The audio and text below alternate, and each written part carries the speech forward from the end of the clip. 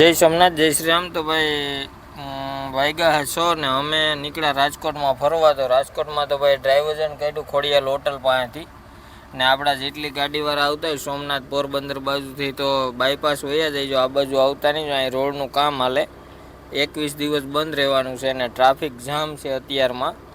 તો અમે જતા હતા ફરવા, કેમ કે આપણી ગાડી પડી હતી ટાટાના શોરૂમે ને બધું. જો આ ટ્રાફિકનો નજારો લેતા લેતા હું ને સંદીપભાઈ નીકળી ગયા ભાઈ હોન્ડા લઈને. ને જો આવી રીતે ત્યાં તો અહીં આવી ગયો હાઈબોન સિમેન્ટનો બોર્ડ ને સડ્યા અમે સાપરનું બ્રિજ. પણ ટ્રાફિક એવો જ હતો ભાઈ, તો થોડોક ટ્રાફિક હળવો થયો એટલે અહીં આપણે મોદી સાહેબ આવ્યા હતા સોમનાથની 2 એસટી પડી હતી અને સંદીપ મોટરસાઇકલ લાગતો હતો. ભાઈ આ મંદિર રાજકોટમાં ક્યાં આવ્યું તમારે કોમેન્ટ કરીને કહેવાનું છે કે આ મંદિર તમે બધાએ જોયું હોય છે. ને જો અમે નીકળી ગયા ને આગળ હાલતું હતું કન્સ્ટ્રક્શનનું કામ. તો અહીંયા તો એક આંબાનો બગીચો, ત્યાંથી આગળ આવેલા તો ભાઈ ક્યાંકથી માંડવી ચાલુ છે. તો 2 ગાડી આપણે માંડવીની હમી મળી ને અમે આવી ગયા હતા રવેચી હોટલે ચા પીવા, કેમ કે ત્યાં આપણે ચા પીવો જ જોઈએ. ને પછી અમે પાછો ટ્રાફિકનો સામનો કરી લીધો ભાઈ. જો આ આપેલું છે ડ્રાઈવરઝન ને ડ્રાઈવરઝનમાં પણ જામ છે. તો જો આવી રીતે અમે કંઈક જામમાં હલવાના, સંદીપે મારી રોંગ સાઈડ ભાઈ, રોંગ સાઈડ એ ગાડી આપણી નીકળે એમ નહોતી.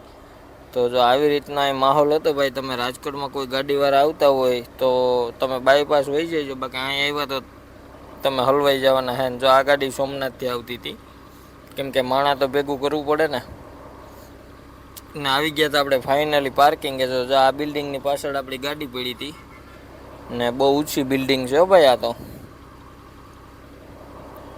જો આવી રીતનો ટ્રાફિક છે મિત્રો.